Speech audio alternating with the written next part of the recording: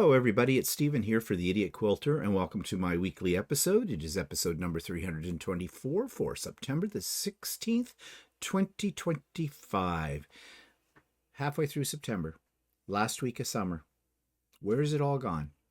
We say that all the time, don't we? So let's take a look at what I've been up to that's making the time fly so fast. Well, stormy seas. Yes, I know.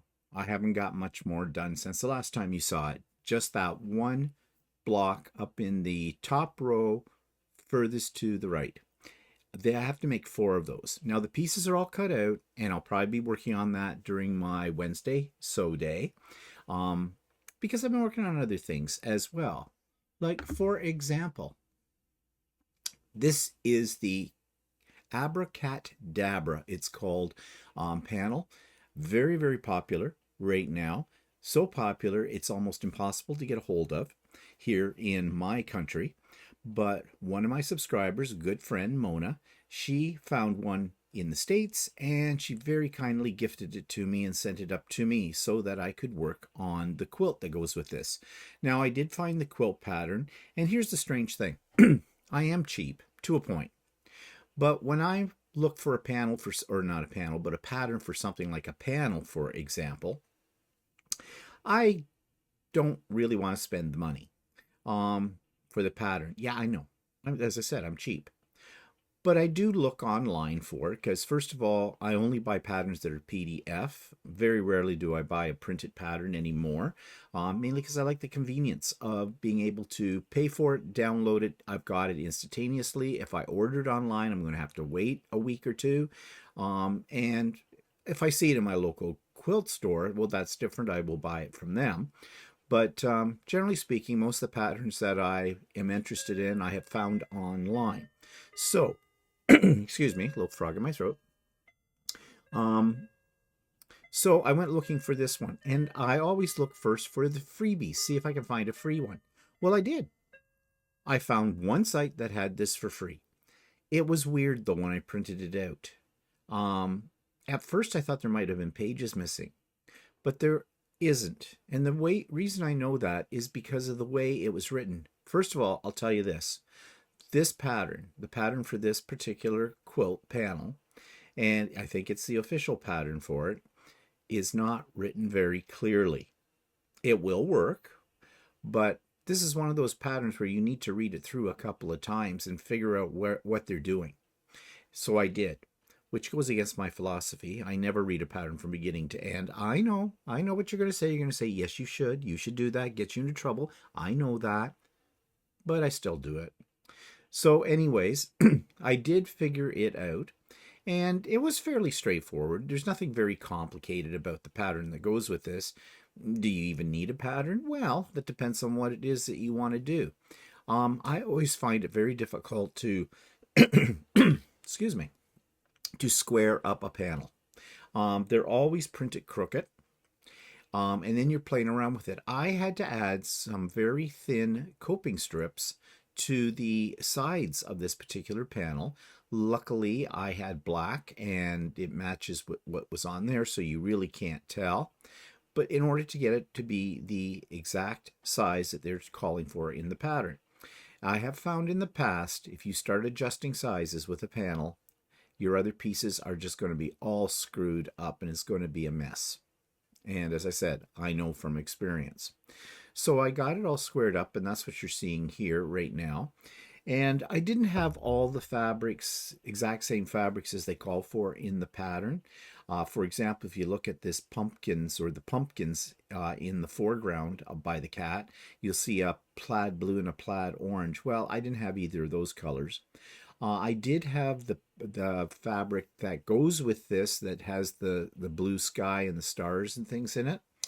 And ironically, I didn't use that fabric at all, and I do love it, but it'll go with some other things too.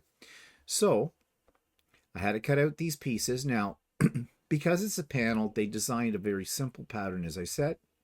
It's all square in a square kind of pieces and then borders. It couldn't be much easier, except for the half square triangles. They have 4 huge half square triangles in this that measured out at about 16.5 inches finished. They're in each corner of the quilt, as you'll see in a moment. Those aren't difficult to do. They're just cumbersome when you've got pieces of fabric that big to make half square triangles out of. But I managed. Well, actually, I blew it. I realized that, well, okay, let me back up. First of all, this pattern is full of 1/8 of an inch. I hate patterns that have eighths, but I persevered, except when we got to the half square triangles. They wanted you to cut your fabric pieces for that 16 7/8 inches. I rounded it up to 17 because with half square triangles, you know you're going to be trimming them down anyways. So that's what I did. But I trimmed one of them wrong. I shortchanged myself. Don't ask me how I did it. So I could have fooled around with it. I thought, the heck with it. I've got lots more of the fabric that goes into that half square triangle. So I just cut a couple more pieces of fabric and did it the right way. And that worked out okay. Anyways, here's what the finished top looks like. And I think it looks pretty good. Now, as I said, I substituted the orange plaid and the blue plaid with fabrics that I had in my stash. And yeah, I think it turned out really nicely. Now, I'm going to point out something to you that you might think is a mistake. Because at first I thought it was a mistake, and not that it really matters. But if you look at these side panels right here, and you see there is a blue square, and then a smaller orange square, then a blue square, a little blue square, and then a larger blue square. Now this one is a mirror image of this one. Well, you might think that the orange one here, I got it turned upside down. No, I didn't. That is what it looked like in the pattern. That's what they had pictured in the pattern. So I thought I'd stick to that. I think it adds a little variety. But I know some of you out there who might be a little OC are going to think, oh no, you put that in the wrong order. I did not. That was actually on the pattern. And you'll see the pattern in a few minutes. Okay, so I think it turned out really well. These corner pieces up here are the giant half square triangles. And they didn't call for a border this busy, but I thought this was just fun. I had this fabric in my stash. I've used it here in the quilt as well, and so that became my border pieces. So what's my plan now with this? Later today, I'm hoping to get it on Lucy, all set up, and quilt it. Yeah, I always shiver a little bit when I talk about Lucy because, you know, she and I have a love-hate relationship. Yeah, I'll get it on Lucy because I want to be able to put this out on display as part of my home decor for Halloween. And I always decorate for Halloween in the fall at the 1st of October. So that's coming up real quick. Okay, so that's what I've been up to. So a few announcements. Oh, I don't know. I think I have one more thing to show you. Oh, I do. Yeah. Forgot all about these. These are my bag ornaments. That's what I'm going to call them now. I'm going to put one of these on each one of those Christmas felt bags that I have been working on. I've got 6 of them done. 6 more to go. And I've been experimenting with metallic threads, and I have come to the conclusion, and I know there are those out there who will tell me they never have any problem with metallic threads in their embroidery machine. And I say, bull roar.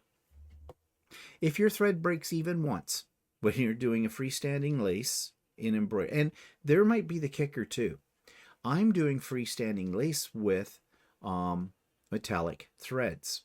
There's a lot of thread that goes into that, and you know, really it's self-supporting because it just weaves or sews the thread over top of itself to, you know, and you put it on wash away stabilizer, and once that's gone, all it is thread. There's no fabric. Now, maybe if you're using metallic threads on something like, well, a piece of fabric with stabilizer or whatever, then you maybe not have as many problems. And that could be the secret. Don't do freestanding lace. But I experimented with several different brands. Between Walter and I, we had several different brands of metallic thread. I experimented with needles. Yes, I used a metallic needle. I experimented with bobbins. It's Janome, so you know, the red and the yellow bobbins. I experimented with way the spread thread comes off the spools, both vertically, horizontally. And I had the same result in most cases, with the exception of the first snowflake up there, the one that looks sort of beigey, except that's supposed to be gold. Um, it only broke about once or twice.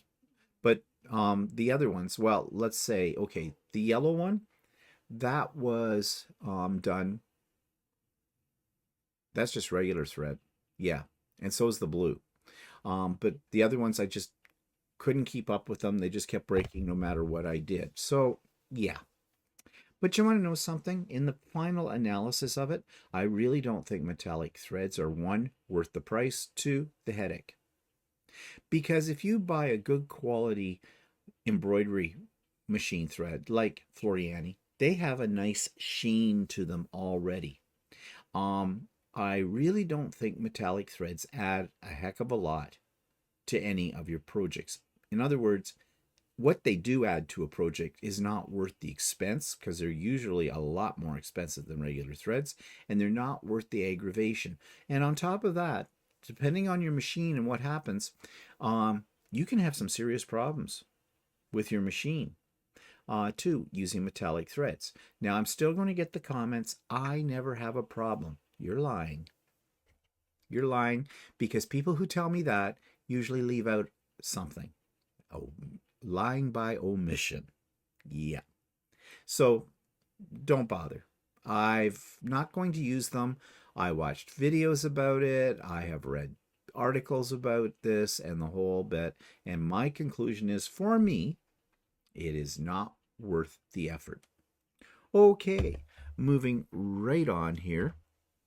So, announcement. Sewing with Stephen, Wednesdays as usual, starts at 9 a.m., ends at 4 p.m. Eastern Time. Links in the show notes. I do have some things to show you here. Yeah. Oops, move that back there. Okay, you know that I am working on a table runner for my hairdresser as a Christmas present. She gave me some very specific colors in a color palette that I am not used to. I bought my fabrics for it, and I had a lot of help from Shirley, the owner of Ultimate Sewing. Thank you, Shirley. And I think we came up with a color scheme that I think Laura is going to love, and I love as well. And I'll show you what that is, and this is it. She wanted sage green, and she wanted aubergine, and she wanted gold.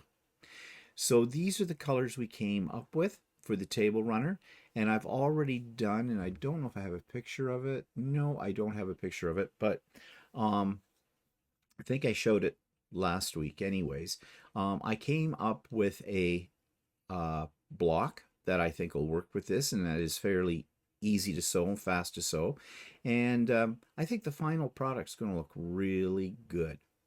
So I'm just thinking to myself this morning, I was trying to think when I'm going to have the next pop-up sew day. And Walter has a sew day on October the 18th. So I thought, well, I usually have my pop-up sew days when he's off to his in-person sew days, because I get lonely, very, very much so. And so I want to sew with people, with friends. However, I think that's too close to when the retreat is. The retreat's October 25th. So we'd have the pop-up sew day one weekend. The next weekend would be the retreat. So I'm thinking, well, I can put it to the week before the 18th, which is Thanksgiving here in Canada. Not in the States, but here in Canada. Not that we do a heck of a lot for Thanksgiving. So I'm thinking, yeah, October the 11th might be a good date for that. This is not written in stone yet. There's some other factors I have to work into all of this. But I am thinking that maybe on the 18th, I will go to Walter's in-person sew day. I haven't been to one in a long time. And I'm going to work on this table runner, because it would be easy to do in the environment that I'm going to be in. And yeah, so that's kind of my semi-plan at the moment. Haven't got it completely formalized. Like I said, I woke up this morning thinking about that. Don't you love that? That's what happens to me all the time. I wake up, my brain starts going. Yeah, and I'd love to sleep in, but no, never can because of that. Okay, so I rambled on a little bit about that. So that's the pop-up sew day we did just have this past Saturday. It was great. I got a lot done. And I say that with a certain amount of surprise because often I don't because I'm busy, signing people into the Zoom. And people like to show things. So I really wish that Zoom would make it so that participants, that the host could turn something on and allow participants in the Zoom meeting to showcase themselves for everybody, spotlight themselves. But they don't have that feature. And it's a bit of a pain when you're trying to sew something, and usually somebody wants to show something when I'm in the middle of sewing. Like, I can't stop. Um, so yeah. And it's not that I resent that. No, because we want to see what people have to show because it's inspiring and it's great. We like to support each other, the whole bit. It gives us ideas too as to what we might want to work on in the future. But it is a little bit of a pain in the butt. But anyways, in spite of all that, I got quite a bit done during the weekend. Now, it wasn't the stuff I thought I was going to do, like this Stormy Sea quilt, but I got some other things done, like another Christmas bag and some of those ornaments, and a little bit on Laura's table runner as well. So yeah, it was a good day. And I think a lot of people had a good time. We had a good crowd. At one point, we were about 30 people. And I do notice that as we move out of the nice weather and we start moving into fall and winter, more people tend to come to the pop-up sew days because they're getting a little bit of cabin fever. The weather outside isn't as nice. So they want to be indoors, nice and cozy, and in their sewing rooms, doing something they really love doing. Okay, I will let you know when the next pop-up sew day will be very soon. Okay, but speaking of sew days, my good friend Russ from Quilt Meets World is having a sewing shenanigans day. That's what he calls his sewing days this coming Sunday, September the 21st. Do go to his YouTube channel to get the link for the Zoom for that. And like me, he doesn't record them or anything. You just come and go as you please and enjoy the time with other people that are like-minded as yourself. Okay, so that takes me down to So Chatty last week. Well, we took you on the quilt show, the Buckhorn Quilt Show. And I think many of you saw that. And if you did see it, you saw a lot of beautiful quilts and the vendors and the whole layout and that. It was a great day, as you've heard me say already. So if you haven't checked that out, check it out. There's a link to that So Chatty from last Friday in the show notes. What are we doing next? Don't know. I know some of you are going to say, when's Walter going to do the bag thing? Your guess is as good as mine. No one controls Walter. Walter controls Walter. Yeah. You understand what I'm saying? Yeah. Okay. So you just have to tune in next Friday to see what it is that we decided to do. All right. So the other thing that I was going to show you that I have, which is another project, is the fabrics I bought to go with the panel that's called Sunny in the Sunflowers. This is the cat panel. Now I showed you some of the cat panel and some of the fabrics before, but I picked up 2 more of the fabrics in the line, and I have a pattern as well for it. And yeah, I don't have it here, that I'm going to work on. That's a project a little bit down the road. We'll see, but I've got it all laid out and I know what I want to do. And it's just, yes, it's another panel. Well, I see a cat on a panel, and yeah, it's like that. Cats and gnomes. That's my obsession. Okay, now, I had a little accident with my Oliso mini iron. It decided to jump off my table and drop itself on the floor. Now, when I say drop, I mean it was only about a 2-foot drop. And so I picked it up and it wouldn't turn on. It wasn't cracked, it wasn't broken, pieces were intact, there was nothing broken off it, the whole bit. So I thought, oh, great, because I use that iron a lot. I absolutely love it. And let me put me back up in here. Still, you don't have to look at me down the little square. So I thought, well, I'll go online and just see. Sometimes, electronic devices have little backdoor tricks, resets and things like that. And this iron does have one of those too. What they said to do, unplug it, let it sit for about a minute or two, unplugged.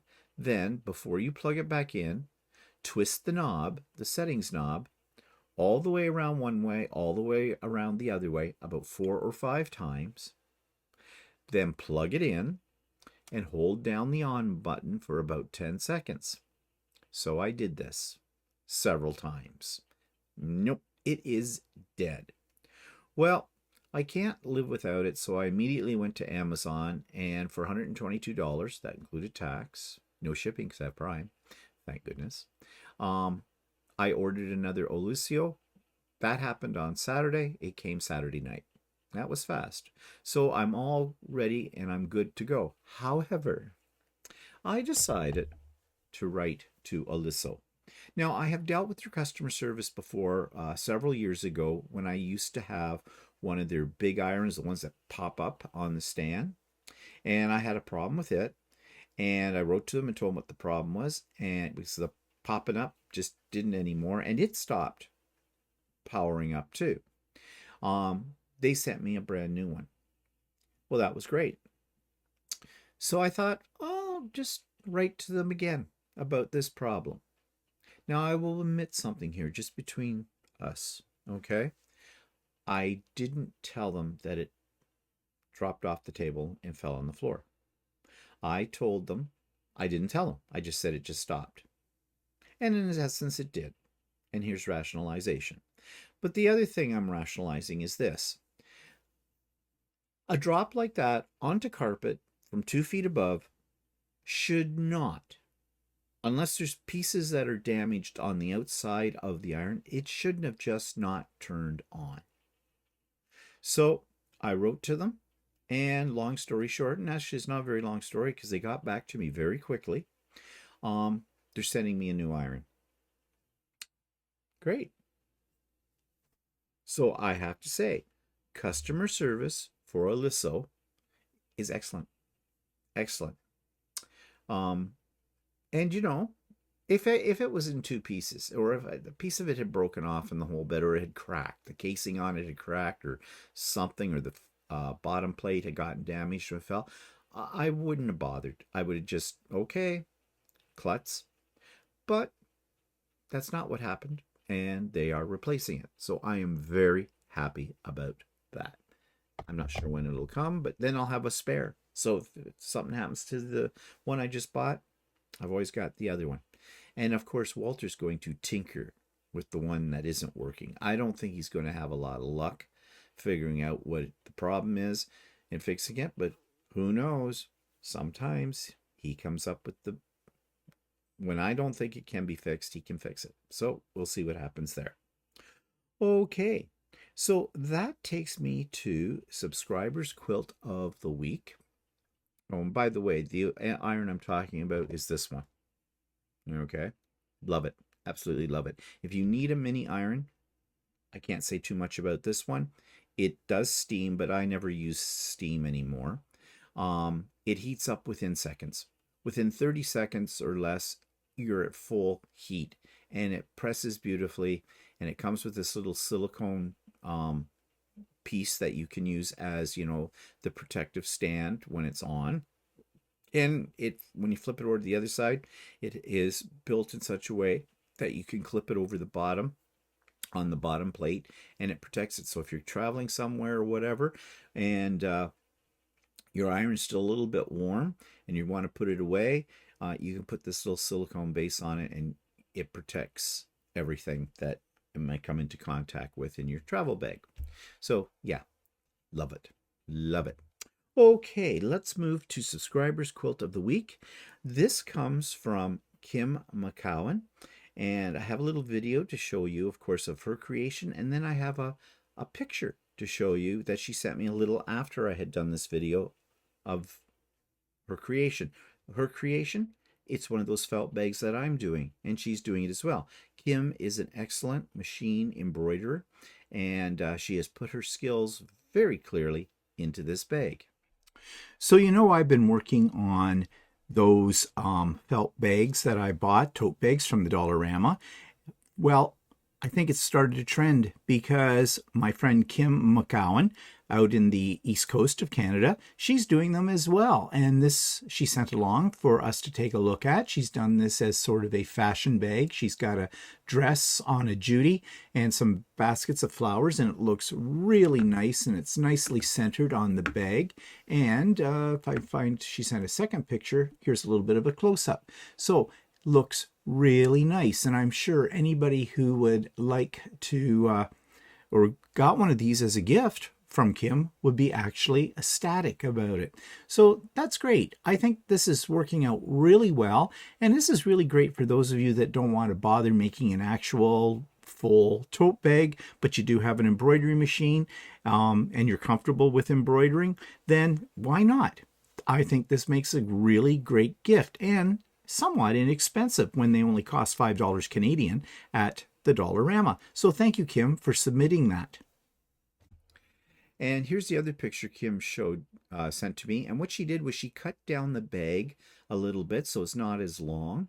And she's got a Christmas embroidery on it, and it looks very, very nice. And it's a nice size too. So I hadn't thought of that, of cutting it down to make this kind of size bag, but you definitely can, as she has done here. So yeah, I think that's great. I kind of wish I'd thought about that idea earlier, because these bags, well, I like the size of these bags because you get a lot in them, but since I'm giving them as Christmas gifts along with some little items in it, this size might have been a little better. And I might make one this size for my hairdresser. Yeah. So thank you, Kim, for sending that in. And I am getting a little bit low here on quilts and other creations to show. So if you have something that you would like me to feature here on an episode of The Idiot Quilter, please send me one picture of it and a little blurb about it. And the blurb should be no more than 50 words. Okay, let's take a look at the YouTube of the week. And basically, everybody knows her. And if you don't, why don't you? Kate of the Last Homely House. Well, she just recently celebrated a milestone, 8 years of doing The Last Homely House. So, one of my favorite and one of your favorite YouTube content creators is Kate from The Last Homely House. And I had the pleasure of meeting up with Kate, little slip of the tongue there, with Kate at the Birmingham Quilt Show not too long ago. Well, Kate has just put up this video that's celebrating 8 years of The Last Homely House. And it is a really interesting video. She takes you through the different parts of her home and her property along with her daughter-in-law Anna, and they talk about various things that they have done in the past, how the channel has been evolving, and she answers a lot of questions from her viewers during this. And I thought it gave you a little bit more insight into the process of putting together a YouTube like she has with the help of her daughter-in-law. And well, Kate is just a wonderful person, and I am sure you're going to enjoy this video. So check it out. Looking back, answering questions, 8 years of The Last Homely House. And congratulations, Kate, on being here for 8 years. Okay, so I refer to this as a future project, but now it's not a future project. It's a project from the past, and that is the Abracat Dabra panel quilt that I just showed you. But here's the pattern for this and my discussion of the pattern. So add what I say in this little video clip with what I just said about it when I was showing you the actual final product, or almost final product. It's not quilted yet. And that'll give you a good idea of whether or not this is something you might want to try. This future project I want to get on with very quickly as soon as I get this panel. I love this panel, and it's not an easy one to get, unfortunately, or at least it hasn't been for me. But it's called Abracat Dabra, and I found this pattern. Now, I'll spoiler alert or whatever, or disclosure. I think it's more of a disclosure. I found a free pattern for this panel, but you can also buy this actual pattern from different sites as well. So it's on the internet. It is free. So I have linked the free one for you. But as I said, if you can't get into this, you can always buy the pattern as well. But it looks like it's very, very simple to do. And it lists the fabrics that you need. Now, I have some of those fabrics, but I don't have all of those fabrics. So I'll probably be doing a variation on this with the fabrics that I can get my hands on. But the center point for this is that panel.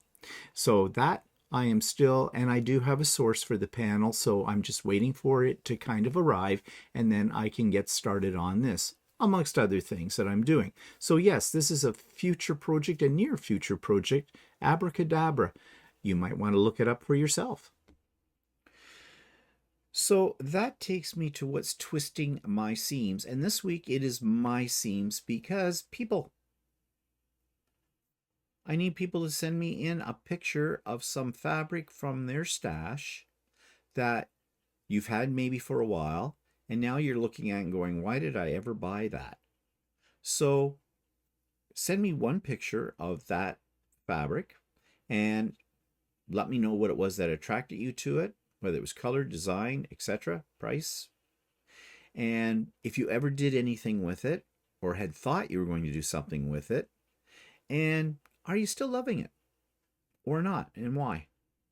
So I didn't have anything from any of you this week.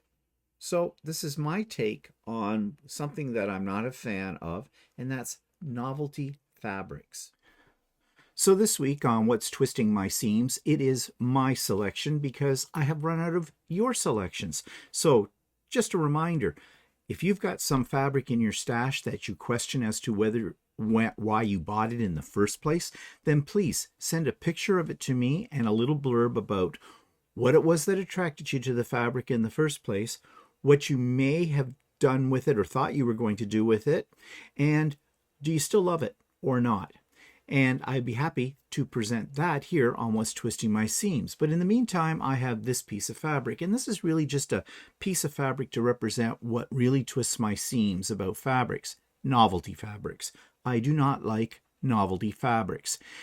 Why? Well, they may be cute, they may be colorful, but you have to have a specific purpose for using them. I have picked up novelty fabrics when I first got into quilting, and fat quarters especially, and I thought, well, down the road these will come in handy for something. Well, I still have most of those because I've never really used them. The reason being is I think if you're making a quilt, a nice quilt, an elegant quilt, novelty fabrics are not the thing to go with. Now, having said that, I know some people love to put them into children's quilts, and I think that's a great use for them because they're bright, they're visual, kids like to stare at the pictures on them. You can make them into a, what do they call those? I Spy quilt is what I'm thinking of, that kind of thing. So they do serve their purpose there. Maybe you can fussy cut parts out of them that you can use in a much larger project. That's a possibility as well.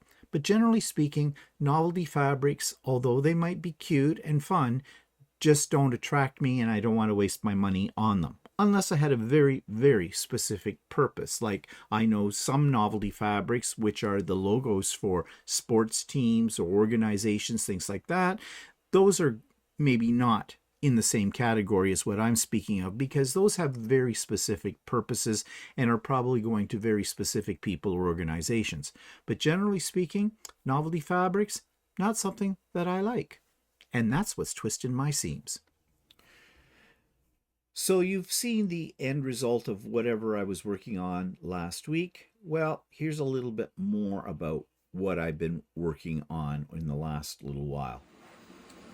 So what have I been working on this week? Well, this, that, and everything, but usually every week is that way. So of course you can see my 3D printers. All three of the bamboo are hard at work. This one especially is making my Dracula castle, which is one of the projects from, I'm never sure how to say his name, Fulv, Fulv. And you've seen some of my creations before that I've made from that he has designed. The stage and the haunted house and the Christmas house and that kind of thing and the gypsy thing. Well, this is another one in the series. And if you saw my vlog yesterday, you saw some of the pieces of this. This is going to take a while. And I've been making some other Halloween little buildings that I found. I have an idea that I may put Dracula's castle out in the rec room on a table we have out there.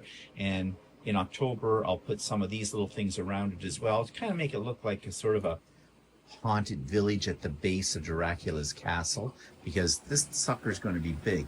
So what else am I working on? Well, things are in a little bit of a mess down here. I have the Abracadabra panel quilt that I'm making. That's the panel, and thank you, Mona. Mona, one of my subscribers, very kindly sent this to me because she found it. And yeah, because it's very difficult to get here in Canada. And I didn't get all the fabrics that go with this. I have some, but I'm pulling from my stash to create this panel, and this is the pattern. And the pattern is not well written. It was a freebie, and it's just a little confusing, but I think I'm figuring it out bit by bit. Yeah, underneath this panel, of course, you see the Stormy Sea blocks. Yeah, I haven't gotten too far with those. I have a bunch of pieces down here all cut up, and you can see there's that ruler from hell because I do need it for some of these other pieces. To be honest, I think I've already cut out those pieces, and I was going to, on the pop-up sew day, work on that, but instead I finished up another one of the felt bags, so that's 6 done. I've got 6 more to go, and I've been working on some of these, as you already saw. These are going to be ornaments that'll be their freestanding lace, and I was experimenting with metallic thread, as I explained, for those, so they'll be attached to the bags. What other projects? Well, yeah, I cleaned up my project corner. Well, cleaned up. It's all relative, I guess. Shut that box. See, these boxes, I get so much in them, and they don't close well. But anyways, I have things organized here. This is for Laura's Table Runner that you already know about. This, of course, is Stormy Sea pieces there. This one is Sunny in the Sunflowers. That's the other cat panel, and I have a pattern for it as well. I'll talk maybe more about that next week. Very simple panel, and I have most of the fabrics for that I need. And then I have this lovely collection of Christmas fabrics that I don't know what I'm going to do yet with those. I actually have some Christmas projects. I think there's another one. No, that's a Quilt of Valor project under there. Yeah, so much to do with this. And then, of course, I had an accident with my Alicio iron. This is my new one. It fell off the table onto the floor and won't turn on again. So it's sitting out on Walter's workbench for looking for repair. And the new one arrived same day, actually, from Amazon. Amazon is so good when it comes to delivery, but I can't live without it. So I had to have another one. And what else can I show you? I think that's what I've been up to this week. Lots of projects. Never ends. Never ends. So that brings me to an online quilting store, and this one's called Mimi Fabrics. This week's online quilt store is called Mimi Fabrics, and they are located in Ottawa, Ontario, Canada. And I have never ever heard of this store before, so this is going to be a first time for me, as it is for you probably. But they have on their front page a lot of things listed. They have fabric and trims and patterns, notions, gift ideas, season holidays, hand embroidery, machine embroidery, sewing machines and accessories, knitting and crochet, Fab Friday, new arrivals, FAQ, store hours and events, Mimi Maker inspirations, downloads, Prime products, and blog. So yeah, there's a lot here. And here's a sample of some of their newer products. Now, if you notice, they're starting off with French terry.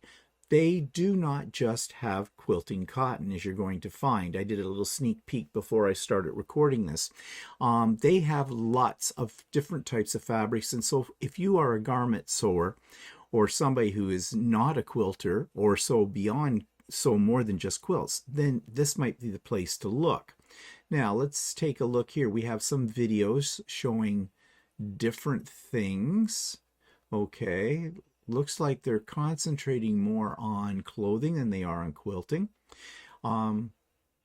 They've announced an open house, which is way past the date of that. And okay, so let's pop up to fabric and see what we find here. Okay, like I said, they have a ton, they have a ton of fabrics. But let's see if we can find quilting cotton. And I did see, yes, quilting cotton. And right off the bat, they tell you they have free Canada-wide shipping on orders over $250 before tax. Well, that's always good. So let's take a look. On the left-hand side, they have sort of an index. Shop by shopping options category, Fabulism. I'm not knowing what that is. Poppy, thatched by Moda, freckles. Fabulism must be a line. Let's just click on it and see. Oops, no, that popped me out of there. Okay. This website seems to be very sensitive to touch here. Okay, this is, I'm not sure where this took me, but let's go to back into quilting cotton. And here we go. So Ruby Star Society, pre-cuts and bundles, cotton and steel, wide backs. They don't have any wide backs. They do show you with a number as to what they have in that category. Fairy dust, that's an old line, but it's a nice line, and etc. And they seem to have a lot of different designer fabrics listed, but they don't seem to have a lot of each. But still, there's not a bad selection just looking at that. So let's check out their price. Let's see, can we find one that is, let's try the Fairy Dust by Moda, because I do have some of that, and I do love that line. So $9.95, I'm assuming that is a half meter or half yard. Let's see if we can find that out. So let's click on it. And let's click on it here. And that's not taking me anywhere. So it looks like I have to do an add to cart. Okay, then go back up the cart. I don't really like how that works. It's a half meter. Okay, so they do it by meters, but it's $9.95 a half meter. So that is basically, what, $19.90 a meter. Well, that's not a bad price, but I want to get rid of this out of my cart because I don't want to order anything at this point in time. So let's, I don't like this interface. I don't know if it's my computer or what, but it jumps very easily all around. Okay, so $10.95 for some of these other ones. So $9.95, $10.95, and if it's cotton, and then I have no idea whether the prices are decent on ones that are not quilting cotton because I don't buy the other types. Okay, but generally speaking, just from what we've seen here from this small sample, it looks like it's $19.90 to, let's see, 21. Okay, math hard. $10.95 times 2, that's all right. We'll subtract 10 from 21, so $20.90 a meter. Okay, well, that's not a bad price. That's not bad at all. But I have a feeling that if you go into Some of these other ones, they might be different prices. $9.95. Okay. Well, generally speaking, prices don't seem bad. Um, as far as quilting cotton is concerned, I think their selection is reasonable. Reasonable. So I see they have wide back. So let's take a look at that. Well, they only have two to choose from. And those two are $17.95. So 34, almost $35 a meter. That's about ballpark. That's what, unfortunately, what we're spending these days on wide back. But they only have two to choose from, so that's not impressive. Okay, so let's take a look at pre-cuts, because I did see a category that said pre-cuts. It was here somewhere. Funny, they've got a wide backs here with 0, but the other wide backs were further down. So this might be better if it had been put in alphabetical order. It looks like whenever they got these things in, they just added them to this list, which makes it a little bit confusing. Okay, pre-cuts and bundles. So we're dealing here with, there we go again, yeah. 2 items. Fabulism every day, and that's Chambry, and Ruby Star. Okay, selection here is not good in pre-cuts. I think they focus more on the other types of fabrics, the ones for clothing and stuff like that. Okay, so I don't think there's anything more we can say about fabrics. They have quilted canvas. That's interesting. Okay, trims. Yeah, what you'd expect if you're clothing making or novelty making. Patterns. Quilt patterns, let's see. And they have the usual. And is there much of a selection? Well, there's 4 pages. So, yeah. And pattern prices are pretty standard. Seasonal and holidays. Halloween, fabrics and accessories. $10.95, so about the same price. So $11.95 for some. There's some pretty ones in here. But I really don't need any more Halloween fabric. Now they have several pages. Oh, but that's not all fabric. Some bags and things like that. Okay. I also noticed they had Christmas. Maybe not. Okay, I do not like how this is laid out. This is not really very logical. It just seems to jump about, and that's all they have for Christmas. Okay, so we're not going there for Christmas fabrics. Machine embroidery. They have threads, stabilizer, software, and files. Let's see what they have listed here.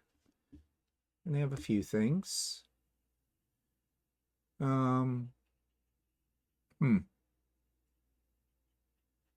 Yeah, very specific to machine types. And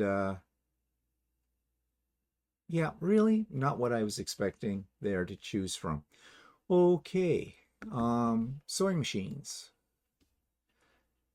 So what do they sell? Serger, cover set, sewing, quilting, embroidery machine, specialty machines, sewing and machine quilting. Okay. So what do the brands do they carry? Baby Lock. And it looks like that's what they are. They're a Baby Lock dealer.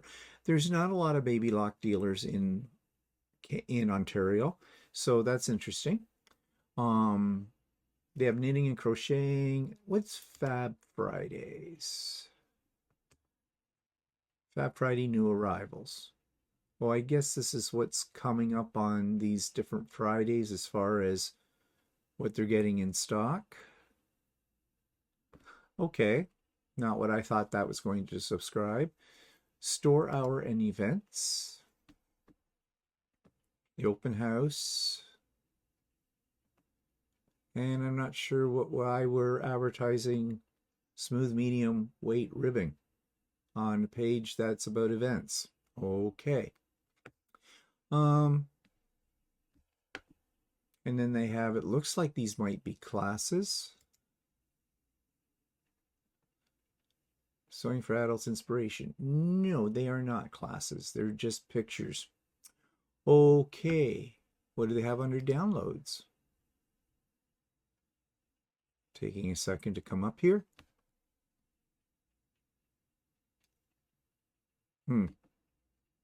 I don't think that link is working. Let me click on it again. Yeah. Okay, so they don't have anything in downloads. And now it's knocked me right out of the site. Okay. That's not good. Again, problems with programming. Really, if you're going to be professional online, I think you really need to spend time making sure that your website right. Okay, I can't even get out of this now. Well, I guess that's the end of the review of Mimi's Fabrics because I can't get out of this. I clicked on that one link on their page. It took me to this 503 services unavailable. And no matter what I do, I cleaned out my cache the whole bit and I can't get back into their service. So I'm going to not give them a very favorable review. I'm going to say about a 5.